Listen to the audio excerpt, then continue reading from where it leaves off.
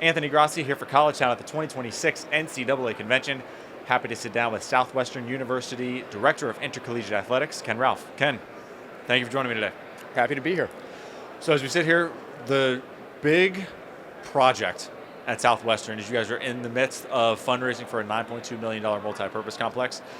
Where does that sit as we sit here right now on January the 14th? Well, it's exciting because we just got our permits last Thursday. So that was a bit of a battle. Georgetown, Texas is growing like crazy, and the permitting process can be a handful. But our facilities team got it across the line, and construction trailers have arrived, and we're off and running. And so of that $9.2 million fundraising that you guys funded privately, or funded through donors, I should say, different word. I'm curious what the biggest challenge was in getting to ultimately that $9.2 million was. Well, we'd done some lines of credit to do some other projects on campus, including some new residence halls, a new welcome center, some upgrades to some academic buildings, and some upgrades to campus infrastructure. And construction costs post-pandemic, skyrocketed, and so we weren't quite able to get the stadium done. And we had to go into philanthropy to try to make this happen. And fortunately, we have an outstanding VP for advancement. We call it University Relations. But she really dug deep and found some donors and said, look, this is something we haven't explored in a long time, really fundraising for a major capital gift in athletics. We've done lots of smaller, mid-six-figure types of projects, but nothing in the multi-million-dollar class in many years. Football got restarted at Southwestern in 2013, but had been playing in a local high school. So Marie did a great job in her VP role of selling this vision, and that's something incredibly important in fundraising. Can we sell the vision to people, why this is important, the number of students it's going to impact, and what it's going to do for the reputation of the institution? All we've got left is to finish off a matching gift, a challenge grant, if you would, to get to our $9.2 million total, and construction is underway. In reaching that, obviously, I imagine you're heavily involved in the philanthropy, the development, the relationships, all that kind of stuff. How does that fit within your role as director of athletics, where you're leading the rest of the sport programs in addition to this really big project? Well, I'll tell you, it's interesting. I've been an AD at a couple of other spots, and I'm actually a little bit less engaged in the fundraising piece at Southwestern than I've been at some of my other stops. One of the things that I think is really important, it's needed for athletic directors to understand, is don't insert yourself into the full fundraising picture for the campus itself. I don't want to go ask somebody for $50,000 if there's another ask on the table for $5 million. And they may look and say, well, I can get out for my $50,000 gift and get away out of the $5 million picture. It's really important that you really understand all of the different fundraising elements going on campus at the time, the priority list, and then how you can support other projects as your project is being supported as well. Donors are going to give to their passion. And the biggest thing you have to do is you have to create a storyboard. You have to be able to sell that vision of, this is what we have. And think about how exciting this is. You have to elevate their excitement level, and that's how you can push them out of their comfort zone and elevate their gift amounts. We've done a pretty good job of that. We've accessed some people who really haven't been approached in the past. We have a lot of new donors involved in this project. Southwestern for years had relied on a lot of different Methodist foundations for fundraising, and we're really building a very deep pool of individual donors now, many of whom are very supportive of athletics. And it's been fun to watch some new people come to the table with gifts, some old friends come back and say, hey, this is exciting, I want to get involved. And now we're down to the smaller gifts to finish off the challenge grant to make it a reality. To get some of those major gifts, what did the storyboard look like? Well, the biggest thing is we hadn't been very public or very intentional about how we've talked about athletics and the meaning of athletics for the university. Last year, recruited varsity athletes were 46% of our incoming class, and we make about 40% of the total population on campus. And a lot of people hadn't heard those numbers. They didn't recognize the fact that, oh my goodness, this is significant. The co-curricular element of athletics really does have a major impact in the health and wellness of the campus from a financial side. Our campus has had such incredible success in music and in the arts and in drama, and rightly so, they've been celebrated, but we haven't done enough talking about what athletics means and what athletics can do, not just for the president of the campus, but for the future. And how difficult was it to maybe reframe how somebody views the institution? Where obviously athletics is a piece of it, but reframing in people's minds where they may think about their time there, or they may know whatever they've been plugged into previously, but to say, hey, all of these 40% of the students that are there, that you probably have some relationship with through whatever level of support you're having for the university, they also may have a tie to athletics, and that may not have even been a consideration. Yeah, it's interesting. Southwestern's a fascinating place because the athletic department as it sits now is relatively new. The school was NAIA up until 1993, and so a lot of the donors who are now of giving age remember the school as an NAIA school with very few sport offerings. Baseball and volleyball were huge. There was a tennis team, but beyond that, they had the basketballs, but it was a very limited sports offering. And the sports programming really grew once the school moved into Division III and has now grown to 20 varsity teams. So we didn't have 520 varsity athletes back when our donors were going to school. We had maybe 120, 150. So it's a very new reality when they really hear that, oh my goodness, athletics really has grown to be an incredibly important subset of the population of Southwestern University. And 30, 40 years from now, when our current group is of donor age, there's going to be a much larger pool to draw from. So it's fascinating when I look at how limited the pool is of potential donors who have an attachment to athletics, just because of how the sports programming has evolved at the school. How has the support for athletics grown and evolved in conjunction with the growth of the athletic department? It's an interesting question. I mean, one of the big new, pieces of support we just changed athletic conferences. We went from the Southern Collegiate Athletic Conference to the Southern Athletic Association, and that was not an inexpensive endeavor. We're now flying students to Georgia and Tennessee and Kentucky and Mississippi, and they're having a great time doing it and representing the school in some areas we really haven't been present in.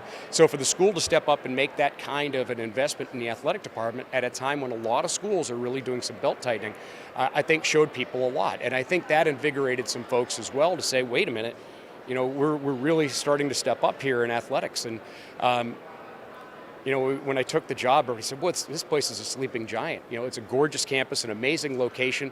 You're right in a pool of so many great athletes within a 3-hour drive of you. If Southwestern ever decides to get after this, it's going to be unstoppable. And I think we're right at the front edge of that, and it's really exciting. What is that long-term, and maybe we'll take it two ways. When you took the job, you understood it was a sleeping giant, versus now, where you see the long-term, I don't want to say ceiling, but the long-term vision for where Southwestern could ultimately go.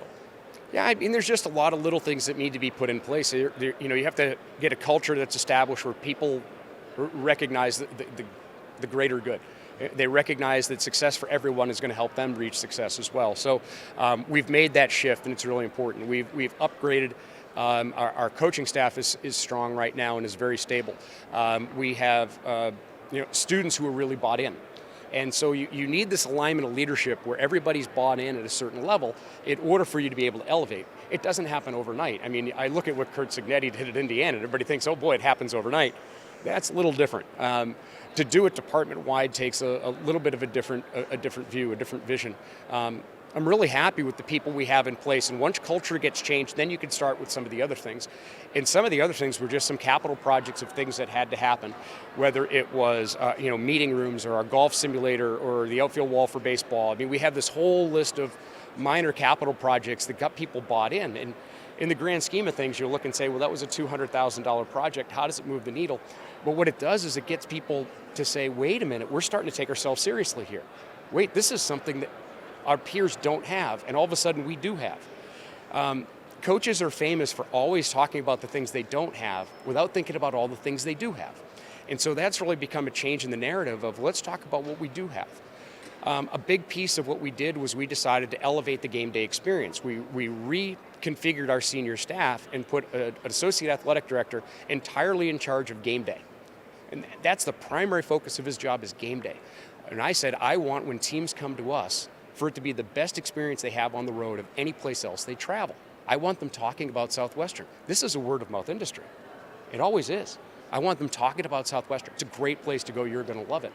And we've elevated in that way. And we need to be able to get teams from out of Texas to come down and play us, especially during the breaks and spring break and winter break and all that. We need teams in our league to wonder why are we not treating our opponents like this? And it's all a professionalism issue of, I want our staff walking tall and feeling good about, hey, we're doing things right. And it helps everybody elevate when they feel like the professionalism is there, the attention to detail is there, the little ads and elevations of little areas, whether it's just refurnishing a locker room, the meeting rooms. We built a recruiting lounge. We have a content creation lab now for the students to do their glamour shots when they're on their recruiting visits. All these little ads add up to a professionalism that makes everybody want to step up their game. And that's not just within our staff, it's within our community and it's within the rest of the staff on campus. As you're thinking through that same lens, the big picture, there's different things. How many things are on that list of, I imagine it could probably fill this whole notebook. It could. I have a notebook like it that is full. And how do you know when you've reached the next threshold? Well, it's interesting. You've taken those steps to say we got an actual dedicated staff member. We've taken all these steps. But how did you actually take away that? All right, now we know that we've gone from here to off the screen. Well, we live in an industry where your work is never done. There's always something else you can do. Correct. It's not like, okay, I finished a project and now I can take a breath and go on to my next project. Everything grows and everything accumulates on top of each other, and it's tough because the better you get, the more complete you get, the more work you've created. And you have to have people who are willing to accept that and understand that. It's very easy to stay in your lane and keep things simple, and everybody can say, okay, well, I've did my part and I'm done. But as you grow and as you expand, the things you're responsible for, the things that you have to pay attention to, the things that you have to maintain and clean and all of that grow. So you need people who are willing to grow with it. I don't think there is a ceiling. I don't think there is a cap. There could be outside factors that could limit you at times, but it's just a matter of taking a look at it and figuring out how to manage that situation. And if you have the right people in place, they can come to you with solutions rather than seeing it as an impediment. And say, hey, they can come to me and say, hey, Ken, I've got this kind of a situation, but I've got 3 ways I'm thinking about managing it. What do you think? And they hit me with the 3 ways and say, I like the second one, and this is why. And by the way, I think I have a donor that can help you get that if we follow that track. And that kind of collaboration, that kind of bigger thinking, I think goes a long way towards an athletic department continuing to grow. We don't need to be world beaters today, but what I want to do is every single day have the department get better so our students take a lot of pride in their sense of place, a lot of pride in being part of the Southwestern community and being part of our athletics department. I want them to defend this logo strongly because they're having a great experience. But I want our staff to do it too. I want our staff to be proud of working at Southwestern. I want them to be proud of the people they interact with every day. And I think if you try to make it a race, if you try to do everything instantaneously, you're going to skip steps. And you're going to end up in an area where you might be good for a year and then you fall back. Anybody can build a program. The great ones sustain them. In building, where does the inspiration maybe come from? Where I imagine some of it is your peers within both your former conference and your current conference. Yeah. Some of it may come from your previous AD experiences. You're in Division I at Maine. You've been elsewhere in small college athletics. Where does the inspiration maybe come from for what those changes are? It's interesting. I mean, I woke up the other day and I'm like, man, I've been an AD for 24 years. And it just hits you. I don't feel old enough to have been an AD for 24 years. But I think all of it, the biggest thing is you have to have an absolute love and passion for college sports. And you can't fake it. Our students are too smart. They'll know if you're faking it. They'll know if you're not genuine. Everything has to come back to them.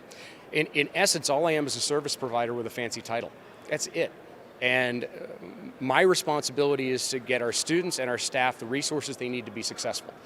And you wake up every day with that mindset and you take ego out of it, and it's how do I provide that service today? How do I provide those resources today? What new avenues do I have to tap to get them what they need to be their very best? And there's certain moments that come along that remind you that what you're doing is important. We had a basketball game last Sunday, and we had a senior hit a three-pointer with 3 seconds left to win the game. And this was a student who didn't see the floor a whole lot his freshman year, but basically has lived in the gym. And every single day worked to get better. And every single day we'd added little things for him. And we'd let people come in and open the gym up for him so he could get his shots up. And he just worked so hard. And to see him have that moment, it just meant everything. Because this kid put his heart and soul into this basketball team. And he had that walk-off three that every kid in their driveway dreams about. And those are the kind of moments I think a lot of us look at and say, this is exactly why I do what I do. And this young man, Shobi Nakpade, is going to be an amazing ambassador for Southwestern University for his entire life. And he's going to be a huge success. Somewhere down the line, he's going to stay engaged with this college.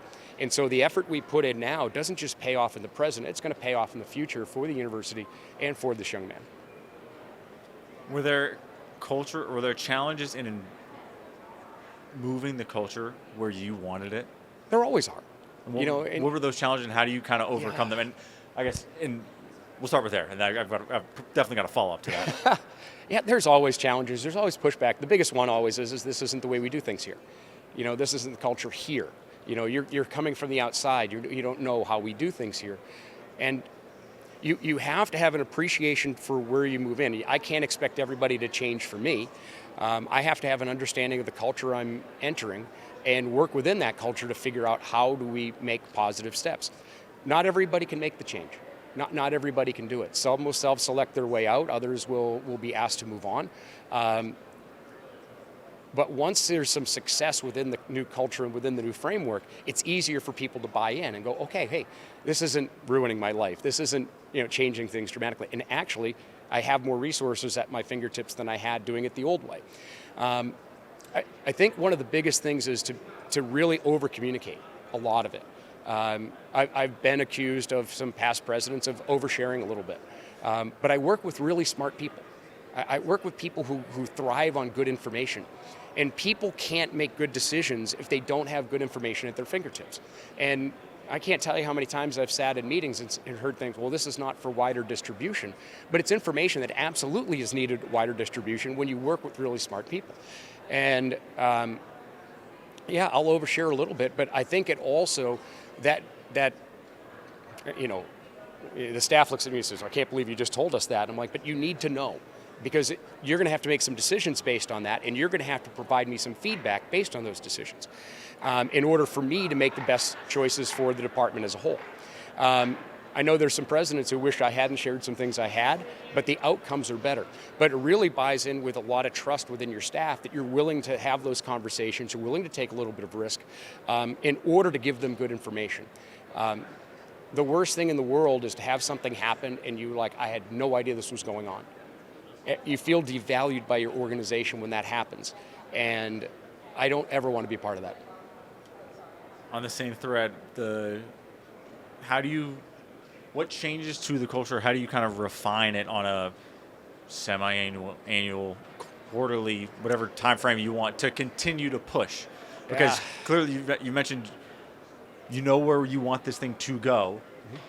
I imagine that's part of that is the individuals that you have brought into the department that are fitting the culture and fitting the aspiration that you are striving for. Yeah, and it's hard because there's not a one-size-fits-all approach, so you're almost always adjusting on the fly. I look at the coaches and our staff, and they have very different goals and aspirations and very different thought processes on how they want to run their programs. And we have some extraordinarily successful programs that might never win a conference championships, but their students love being part of the team. They get an enormous amount out of the experience. They wouldn't trade it for the world. Is that program a loser? No, it's not. In fact, it's a very successful program, but it isn't necessarily competing for titles. We have other coaches who are going to define themselves by did we win a championship or not. The programs need to be handled different. They need to be resourced a little bit differently. They have to, the communication has to be a little bit different. If I were to have a one-size-fits-all, I could end up destroying a program that actually has an incredible amount of value for our students. And I don't want to do that because then I've devalued the educational process. And I wouldn't feel good about that. So I think it's important to talk with the coaches, know what their goals are. One of the questions I ask frequently is, given the available resources, what expectations can we have this year? And that puts it back to the coaches to be able to say, well, here's where I think we can go. And now they own it a little bit. Rather than me just pointing and saying, if you don't win 11 games this year, the year's a failure, if the coach can look and say, look, I lost 3 key kids to the portal, but my recruiting class is excellent. If I keep this group together and grow, we're going to be fine. The schedule isn't favorable this year. I screwed up on that. I think we're an 8-8 team, but I think we're on our way to 11 to 12 wins the next year. That's the kind of conversations we have where the coach owns where they're going with the program. They have a vision and can prove it. And then I know where I need to go to support them and their vision going forward. Awesome. Excellent insights. Ken, thank you for joining me today. Absolutely. Happy to do it.